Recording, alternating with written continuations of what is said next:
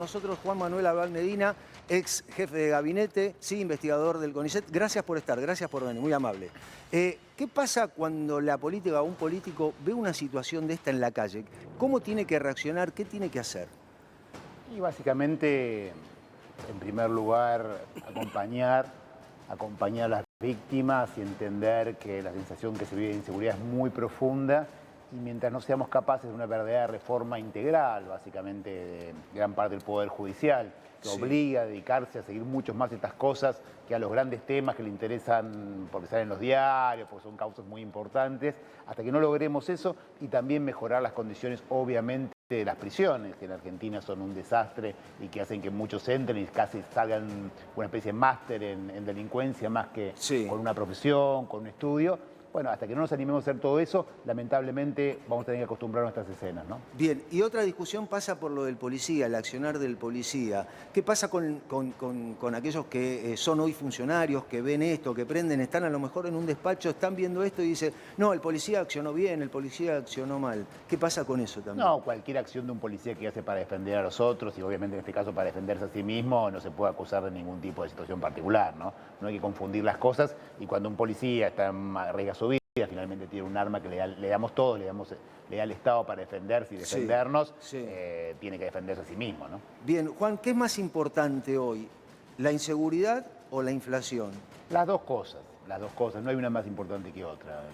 La inflación es algo que nos golpea a todos, la inseguridad al que le toca en cada momento, pero al que le toca en cada momento lo que le toca es mucho peor que lo que nos toca con la inflación, ¿no? ¿Y esto se puede cambiar, puede mejorar? Sí, sin duda, por eso te digo, hay que dedicarse a cosas que en general no tienen buena prensa, hay que dedicarse a armar más cárceles, mejores cárceles, atender a los presos, poner jueces que estén las 24 horas viendo que una persona que tiene antecedentes tiene que estar preso, que se hagan los juicios. Hay una cantidad de personas acusadas de delitos muy, muy graves de asesinato que están dando vueltas hace años por ahí y siguen libres, mientras que algunos más famosos sí va toda la justicia a buscarlo y todo el mundo. Pero mientras no hagamos estas cosas y controlemos mucho más este tipo de personas, vamos a estar en deuda, ¿no? Yo sé muchos casos, qué sé yo, mi propio hermano tuvo una agresión muy fuerte, la persona que tuvo un intento de asesinato y el tipo estamos hace 5 años esperando que se haga el juicio. Y por ahí anda libre, algunos están cayendo por narcotráfico, otros caen por delito de riña, pero finalmente son personas que están en la calle que muy probablemente tendrán que estar presas, ¿no? Porque, por ejemplo, ahora lo que estamos viendo es una persona que está prófuga, estamos viendo precisamente la imagen de lo que sucedió. ¿Sí? El policía reacciona,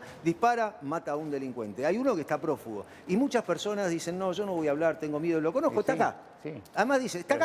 Es lógico, es totalmente lógico. ¿Y por qué no reacciona ahí la justicia? Presencia, que está mucho más presente la justicia, mucho más presente obviamente la fuerza policial y centralmente, te digo, discutir entre todos si realmente queremos una sociedad más segura. Hay que gastar la plata que hace falta para ser una sociedad más segura, ¿no? Vos decís, discutamos entre todos si queremos una sociedad más segura. ¿Hay personas que no quieren una sociedad más segura? A ver, nadie te lo va a decir, pero muchos, por ejemplo, no quieren nunca invertir en cárceles, porque es feo, es más lindo invertir en escuelas que en cárceles.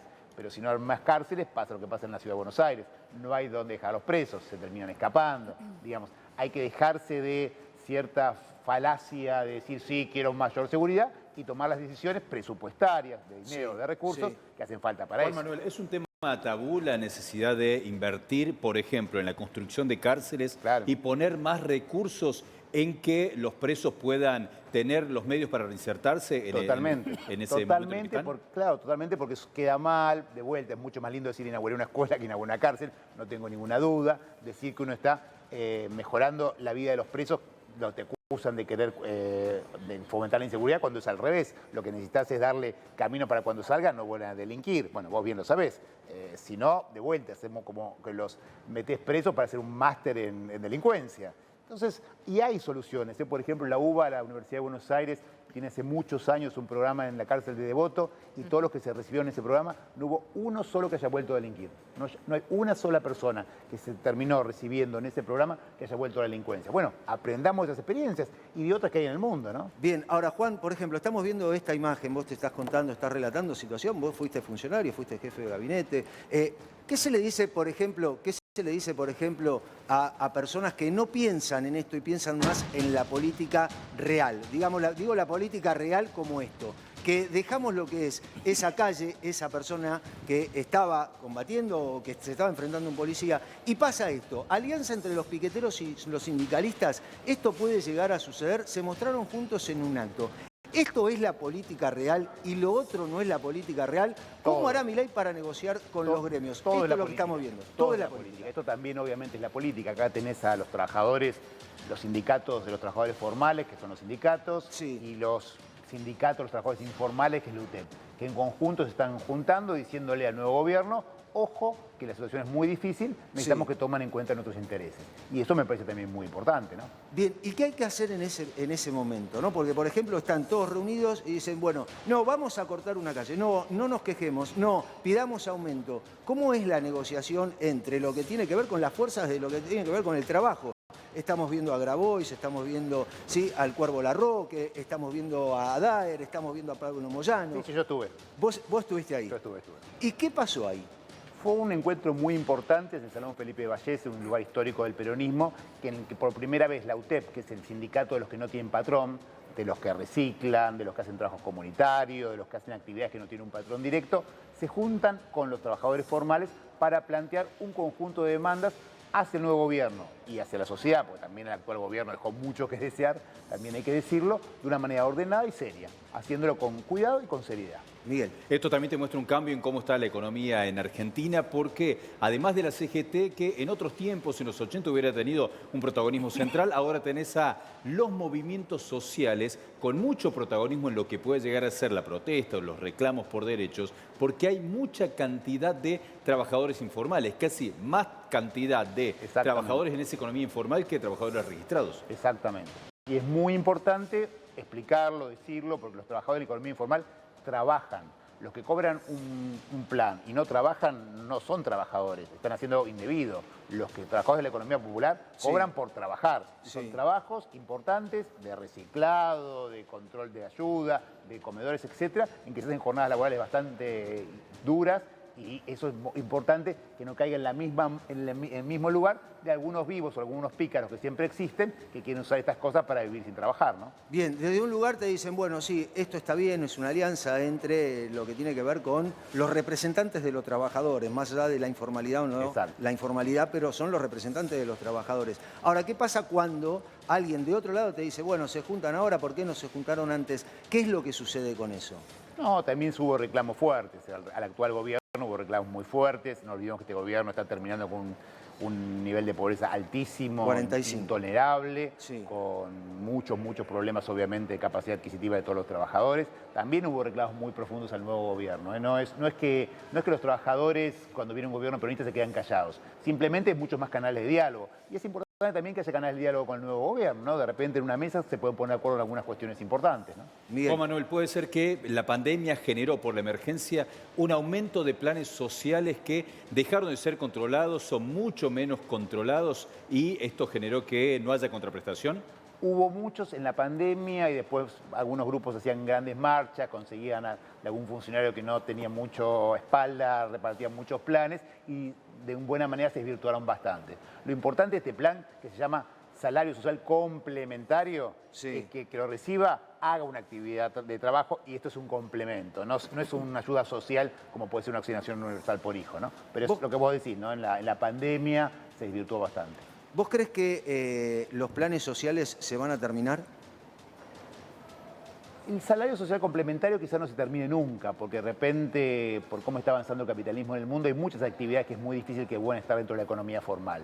Los recicladores, por ejemplo, que se dedican su vida a reciclar, que es una actividad muy importante también en términos medioambientales y para el cuidado de eso. Eso van a requerir trabajar bien, capacitarse y tener un complemento para hacer una actividad importante para la sociedad, pero que es muy difícil de hacer. Lo importante, te digo, es pasar de la idea de un plan social como una asistencia para que alguien no haga nada a un complemento a su verdadero ingreso, intentar que su ingreso real sea más alto que lo que recibe por el Estado. El gobierno de Javier Milei, ya lo dijo él, el que asume el próximo domingo, el 10 de diciembre, ya lo dijo él, por ejemplo, no va a permitir los cortes, no va a permitir, por ejemplo, que haya piqueteros en la calle.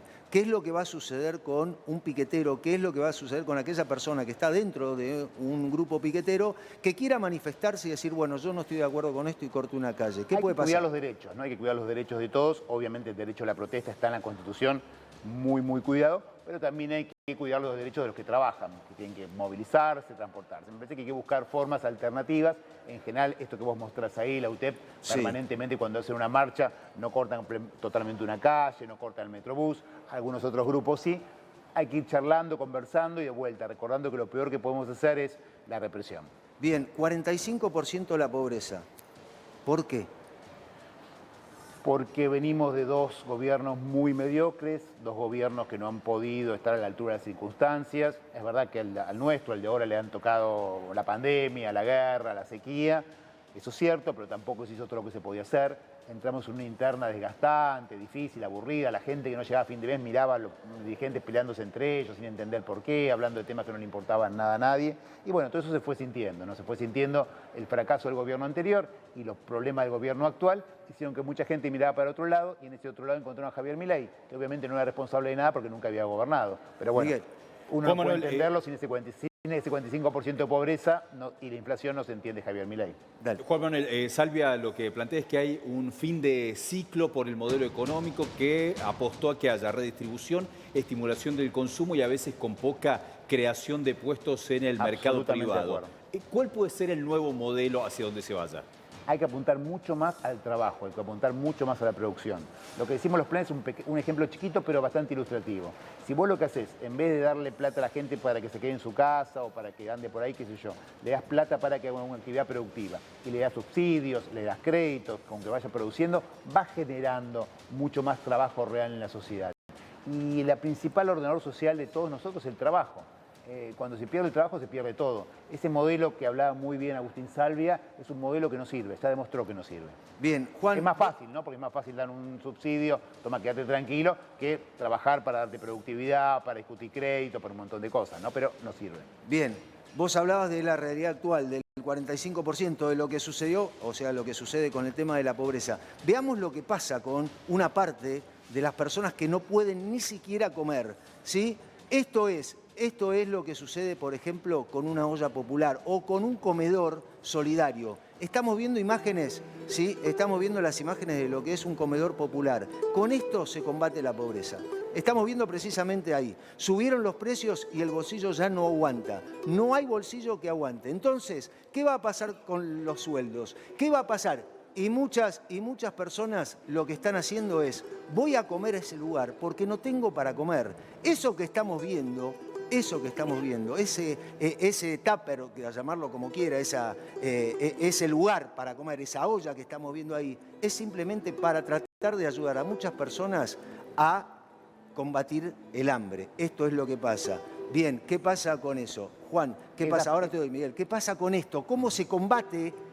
Combate esto para sacarlo y que la persona no tenga que ir ahí para comer. Esas personas que están ahí, sobre todo son mujeres, en plena pandemia, mientras muchas escuelas estaban cerradas, no se podían abrir los comedores en las escuelas, estas argentinas salían al barrio arriesgando su vida, muchas murieron por el COVID haciendo esto, ¿no? Alimentando a personas que sabían que si no lo hacía nadie. Entonces, esto, por ejemplo, son las personas que decimos tienen que hacer una actividad social que debe ser entendida y calificada por el Estado.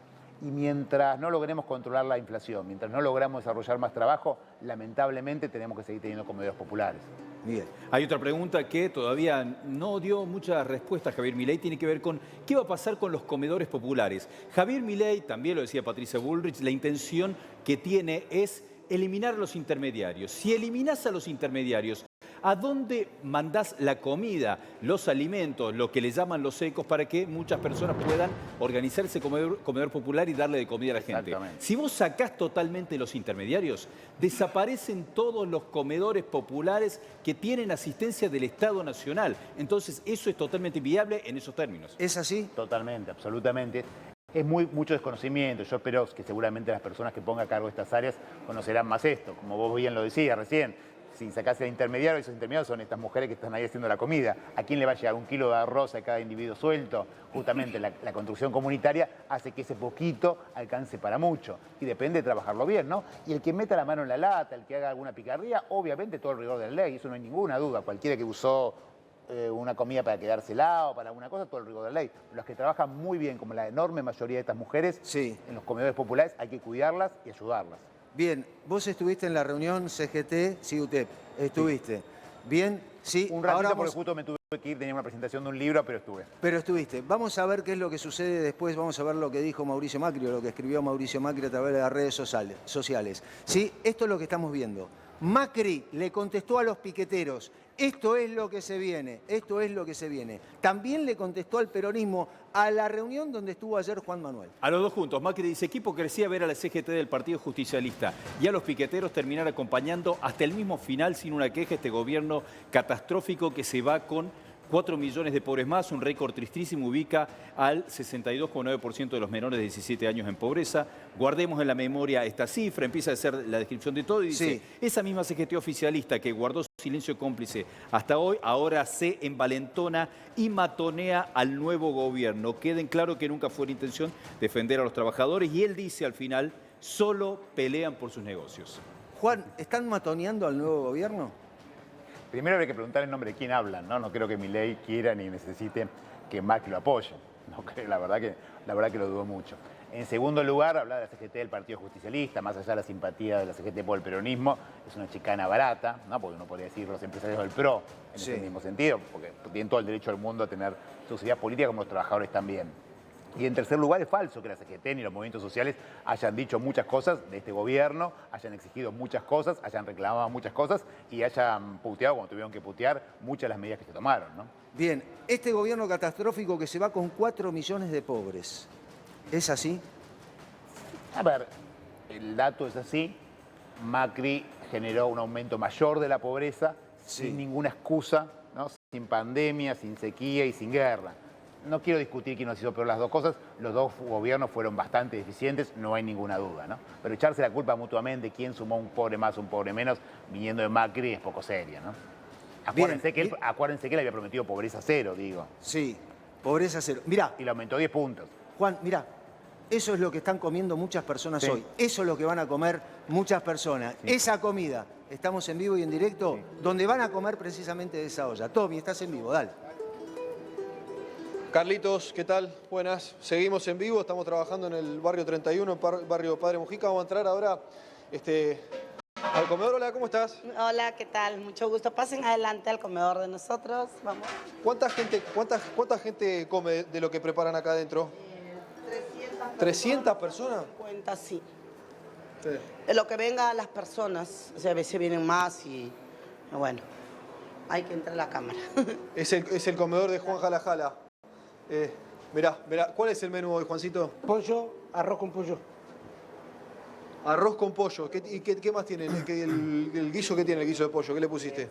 Tiene calabaza, tiene papa, tiene arveja, cebolla, zanahoria. ¿Qué me puedes contar de la gente que viene a buscar para comer? ¿Qué te puedo contar? ¿Qué es lo que no debería contar? ¿Sí? ¿Qué debería no contarte? Porque uno puede elegir no comer, puede elegir no hacer dieta. Pero la gente muchas veces no tiene esa alternativa, ¿sí? Muchas veces la gente sabe que tiene que pensar qué es lo que va a encontrar en la basura para comer. Esto es gracias a que los distintos gobernantes que pasaron por nuestra Argentina se encargaron simplemente de buscar algo que significativamente tiene que ver con el estómago de cada argentino, ¿sí? En el granero del mundo falta comida. En el granero del mundo se hace política con la comida. Y eso es lo que no tendría que ver. Ni en Argentina, ni en ninguna parte del mundo. Lamentablemente nosotros tenemos que ver de que muchas veces se utiliza la comida, un bolsón de mercadería, para hacer política, ¿sí? Y muchas veces el estómago no te pide el color político. Sí, Carlitos. Sí. No, a raíz de lo que está contando o lo que está diciendo precisamente Juan, habla de la política. ¿Qué hace la política, Juan Manuel, qué hace la política cuando escucha un mensaje de estas características? La desilusión de tantas personas con la política. ¿Qué hay que hacer, Juan? Que tienen razón. La verdad que la política argentina en los últimos años ha fracasado rotundamente.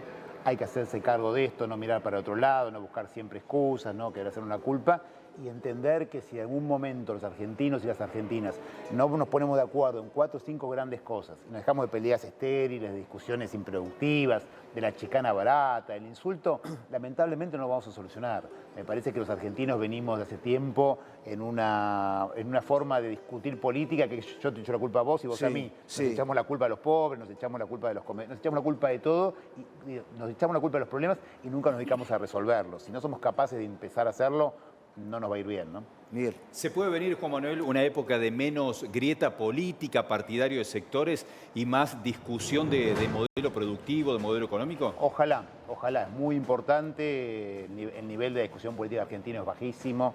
De vuelta, ustedes lo sabrán, cada vez que vienen 2 políticos distintos acá, nos dedicamos a una especie de torneo de chicana absolutamente improductivo, que la gente mira diciendo esto a mí que me cambia la vida. Este argentino que está atendiendo un comedor lo puede decir con toda claridad. Y es vergonzoso, ¿no? Me parece, si no, nos podemos discutir los problemas reales y con soluciones concretas, la situación es complicada. Bien, el problema real es lo que estamos mostrando en este momento, Tommy, lo estás mostrando vos, un comedor. Hay una olla